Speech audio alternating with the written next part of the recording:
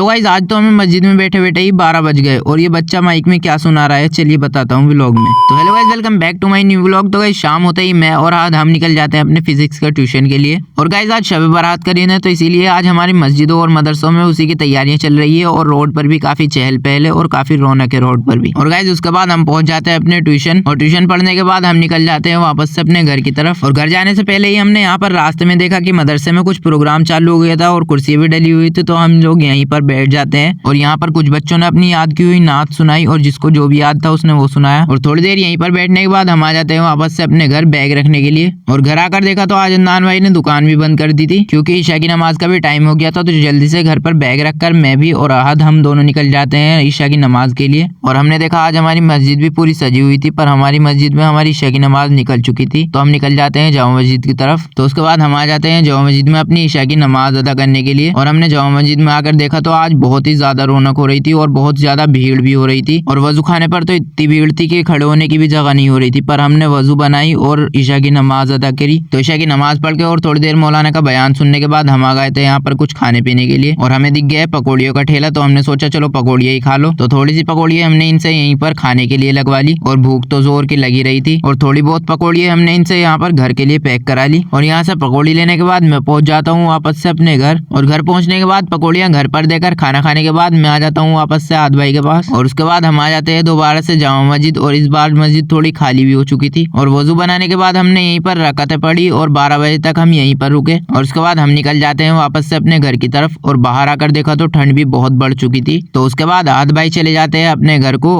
और मैं आ जाता हूँ अपने घर। तो गाइस ये था आज का व्लॉग। अगर आपको अच्छा लगा हो तो वीडियो को लाइक करो, चैनल को सब्सक्राइब करो। तो मिलते हैं नेक्स्ट व्लॉग में, टेक केयर।